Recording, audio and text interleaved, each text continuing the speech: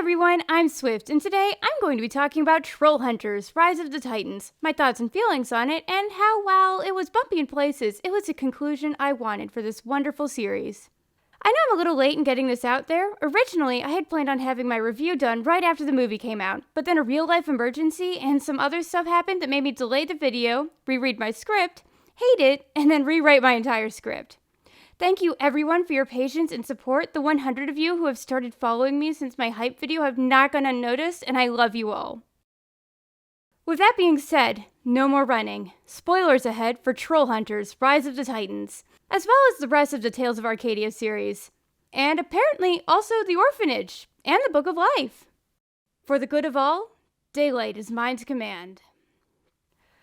It's over. Our heroes saved not just Arcadia, but the world. Or did they? Trollhunters, Rise of the Titans was both exactly the conclusion to the Tales of Arcadia series that we wanted and an extremely conflicting one. Every one of our heroes had a moment to shine. Nearly every question was answered or a story thread was tied off, and it was just plain awesome. There is so much to like about this movie, and yet it left a sour taste in a lot of fans' mouths. In case you're totally out of the loop, Trollhunters, Rise of the Titans is the movie conclusion to the Tales of Arcadia series that just premiered on Netflix. Originally conceived by Guillermo del Toro, the Tales of Arcadia series is made up of 3 separate shows: Trollhunters, Three Below, and Wizards, that all tell the 3 consecutive stories about the magical and out-of-this-world happenings that go on in the not-so-sleepy town of Arcadia. Titans excitingly brings together the heroes from all 3 of the Tales of Arcadia series and serves as the ending to all 3 series. While it was disappointing that Titans was a feature-length film and not a full-on TV series like its predecessors, it's clear that the writers didn't waste any moment of screen time. The movie jumps to cover just about every arc or thread that otherwise would have been covered across the span of many episodes. And somehow, it does so in a way that doesn't feel like story overload. Obviously, some characters got sidelined hard, or some questions were left entirely unanswered. I frankly still want to know what happened to the trolls of the troll market and where all those babies Strickler and Barbara adopted are. But for an hour and 46 minutes, they covered a lot. For some perspective, that's the worth of roughly 4.5 episodes of Trollhunters, when a season of any of the 3 shows typically spanned between 10 and 13 episodes. Personally, I've come to peace with the decision to make it into a movie instead of a series, if not just for the eye candy, because the animation was beautiful. That level of beauty is something that we could only have gotten with a film budget. But it wasn't the fact that the ending was a film that soured fans' opinions, leading some to even say that the ending ruined the series. It was the fact that the movie made the controversial decision to erase the continuity of virtually the entirety of the Tales of Arcadia. Suddenly, 5 years of content literally didn't matter because Jim not only chose to go back in time in order to save his friends, but also gave up being the troll hunter, picking his best friend Toby instead. And it's pretty obvious how that would royally piss people off. Personally, I loved the ending. To me, the movie fit the spirit and joy of the Tales of Arcadia series. It was at times wacky and nonsensical, such as Steve's alien Mpreg subplot. It was touching and heartwarming, like Barbara finally talking to Jim about his father. And it was chock full of high-stakes action, adventure, and excitement. But it didn't impress everyone. I guess one key thing is that I went in expecting the movie to be a slightly messy conclusion to 3 separate TV series. And I sort of knew that it would be struggling to balance so many characters, especially with so little time to see them all. While some characters we only saw little of, what little we did see of them were an absolute treat. Giant robot designing sexy Eli making Steve panic was a riot. That said, the beginning of the movie would be unwatchable for anyone who hadn't seen at least 2 of the 3 series, being a rapid-fire series of scenes designed to give us a quick idea of where everyone's been and set them in place for the final battle. The movie covered everything from the gang fighting the Arcane Order, to Jim desperately needing some real gear, to Strickler and Barbara's engagement, to, it covered a lot. And I'm glad for it because, frankly, I was afraid that a lot of those threads would just be completely ignored. At times, it did feel a little like a checklist, like when poor Claire finally got screen time alone with Jim. Have the aliens arrive? Check. Have Steve do something funny? Check. Blinky and Arg moment? Check. Remember the series finale in Wizards was entirely dependent on Claire's love for Jim, so give them a scene? Check. They had to cover an incredible amount in a very, very short time span, and given the constraints, I think they did a great job. That said, while the middle had a lot of fun excitement, it had me wondering about some of the decision making. Why didn't Jim just go straight to Excalibur himself? Why did Stort have to go get it? I mean, where was Excalibur? Did they not just leave it in the middle of that crash site field in Arcadia? Or on board Camelot? Why couldn't Jim just go grab the magic rock and then deal with the frustration of it not being enough to stop the Titans? He'd lose what, maybe an hour or two of Ice Titan fighting time if he'd done that?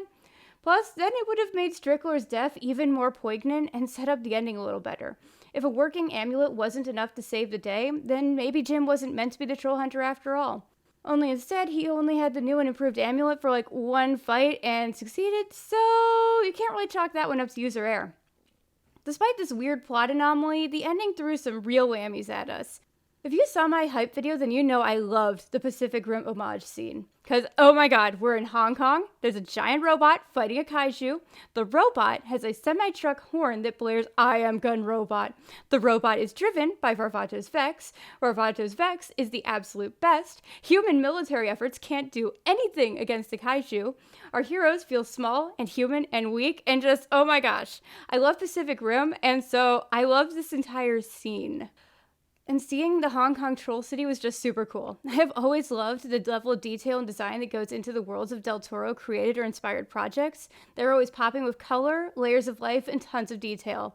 I mean, it's an entire city enslaved to a fate-obsessed troll dragon who never looks away from its magic crystal ball. It feels like something out of an old myth. Right down to the nasty old dragon troll dying anyways after being outwitted by our heroes. Sure, it was predictable he'd wind up dead, but it was cool that he did. While his death came at no surprise, I, for one, absolutely did not expect there to be a good guy death count. Especially in a series that typically has pretty good plot armor for anyone who could be called a good guy. Well, if they're a main character anyways. Mentor figures, absentee parents, big angry troll guys, and heel-turn villains need not apply. Nomura and Strickler's deaths took me way by surprise. By the time Nari died, I had come to accept death as a reality in this film, but Toby's had both me and my sister Fox crying.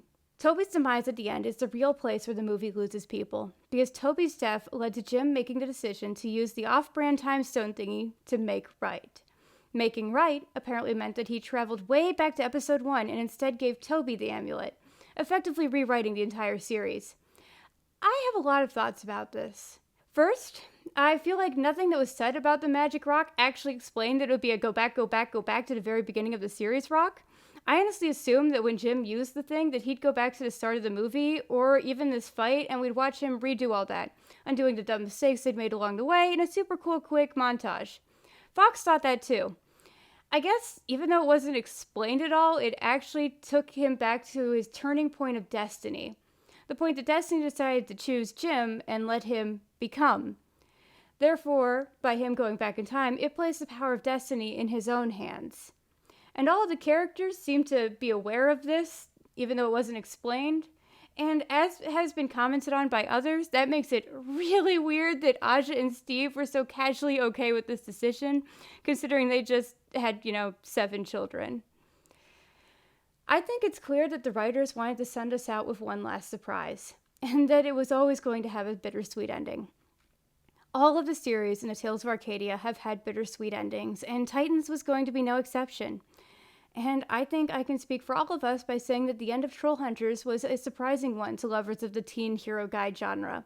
Consider that the first series of Trollhunters ended with Jim seemingly permanently transfigured into a deformed half-troll, more Merlin's weapon than person. Troll Market was destroyed, and our heroes were going to go on a potentially hopeless quest to restore it. 3 Below ended with Aja and Krell's parents being lost forever.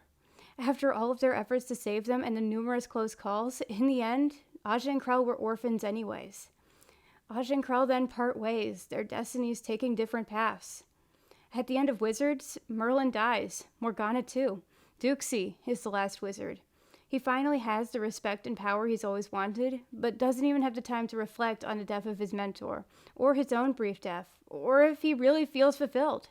Destiny needs him to protect Nari, and he answered that call. We have to remember that Trollhunters is originally a creation by Guillermo del Toro, and that del Toro's works almost always have bittersweet endings. The heroes get a happy ending, technically, but it's not in the way they or the audience necessarily wanted it. An older and very extreme example, but one of my favorites, is The Orphanage. In The Orphanage, Laura desperately searches for her lost son Simone, getting help from the ghost children in the orphanage along the way. But by the time she finds him, it's too late. He died. Months before she found him, even. Soon after, Laura herself dies, and in death, chose to become the ghost caretaker for both the ghost children and her son. Laura got exactly what she wanted. She got to care for children in the place where she grew up. It just wasn't anything at all like she or the audience expected. Even in works aimed at kids, this is the case in Del Toro projects. The Book of Life, another one of my favorite films, ends seemingly happily. Manolo gets the girl. He doesn't have to be a bullfighter anymore, and his internal conflicts have been resolved. However, in the process, his father and grandmother both died. His father had to die in order for Manolo to finally put down the bullfighting sword and pick up the guitar. It was only in death that his father finally ever even tried to understand him. After the credits roll and Manolo buries his only living family, he's going to have a lot to get through and figure out. And so it's only natural that Toby would die, and that his death would be the breaking point for Jim, the deal breaker. Titans ended with what Jim needed, not what was most obvious to the audience or what was the most standardly heroic. Jim was tired. You could tell throughout the entirety of Titans that the stress of being the hero everyone looked to and expected the world from was tearing him down. We know that throughout Trollhunters, Jim regularly tried to solve problems only by himself, trying to carry the weight of the world on his shoulders. He was, as Strickler would say, young Atlas. But he's also only human, and a teenager at that. Even before he was a troll hunter, Jim tried to carry all of the weights his mother couldn't handle for her, cooking her meals and trying to protect her from Strickler's advances. But at the end, after the Grand Order was defeated, as Jim was standing in front of the debris and what was left of his best friend, he realized that the world didn't need him to be Atlas. It didn't need another Titan. It needed a human hero. Over the years, we've watched Jim regularly feel the need to shoulder everything on his own rather than asking Claire or Toby for help, either wanting to protect them or because he thinks he's the only one who can save the day. This has come at the destruction of himself. After becoming the troll hunter, Jim struggled to balance his new life with his old one, and ultimately he abandoned the bulk of his humanity in order to defeat Gunmar, losing his sense of taste and with it his last real connection with normalcy, food. Many have wondered if that was really necessary or if Merlin was just using him. Had Jim just worked with Claire, Toby, Arg, and the rest, could they have overpowered Gunmar? Did Jim have to become more than human? And then after the events of Wizards, suddenly that choice meant nothing, and Jim was left floundering. He feels that everyone still expects him to be the great hero, the slayer of Gunmar, the original. But he also fears that they see him as weak and helpless without the amulet. Jim was experiencing a severe crisis of identity. Who is he without the amulet? And can he really be the troll hunter without it? Not being able to draw Excalibur initially only added to this feeling. Jim was lost. Excalibur wouldn't let him draw it until he recognized that he alone cannot carry the weight of the world, that he, like King Arthur, needs the Round Table. He needs his Knights of Camelot, his troll hunters, but that has always been Jim's biggest struggle to overcome. He will recognize his friend's help and accept it. Obviously, after all, basically everyone was there to fight Belrock. But it's a lesson he regularly forgets. And once he's by himself against Belrock, his struggles with himself as the sole hero come back into full view. His confidence collapses as Belrock taunts him for his weakness. Claire laments that Jim is alone up there, his friends recognizing that he needs help that he will never ask for. And Toby answers the call. Throughout the movie, Toby complains that moral support is a lame superpower, when what it really is that he is the rock his best friend stands on. Having moral support for a superpower means recognizing others' need for help and being willing to give it while also recognizing that you can't do the thing without the other person. Toby knows that he can't kill Belrock by himself, but he recognizes that if he and Jim work together, if he provides support, then Jim can deal the final blow. And Jim, as he held Toby's hand, realized that Toby, by recognizing his own strengths and weaknesses and the strengths of others, was a different kind of hero than Jim was. And that Toby's flavor of heroism, the one that encouraged humans and trolls and aliens to work together and form deep friendships and bonds with each, was the one that the world needed to wear the mantle of Troll Hunter. Passing on the mantle was the most heroic thing Jim could have done, and it saved his best friend's life. By doing so, Jim fulfilled the destiny of his name. Jim Lake became the Lady of the Lake and gave Excalibur, or rather the amulet, to the unlikely king, Arthur. And so, for the good of all, Jim gave up the title of Troll Hunter and passed it on to someone he knew was more worthy than him. And this is where the controversy starts. Because, well, yeah, it's Toby. And Toby has always been the gag character. And, well, it unwrote the entire series. Toby was always my favorite character, so maybe I'm biased. But to me, he was always the heart and soul of the Troll Hunters.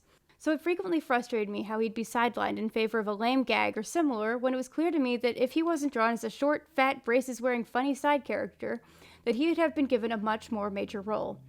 I will never forget how he saw Arg, a massive behemoth stone monster, have a PTSD attack and both respected him and talked him through it. Toby choosing to play Go-Go Sushi with Arg instead of the zombie killing game was an incredibly mature and kind move, and was a defining moment in regards to the nature of his character. Toby's interactions with others have always showed that while he's an immature goofball and who's made a lot of mistakes, he has a heart of gold, and his understanding of others says everything.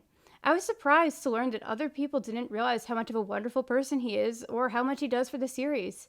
I mean, I saw one guy say Toby wouldn't even be in his top 10 for next best candidate for Trollhunter, and that just baffles me.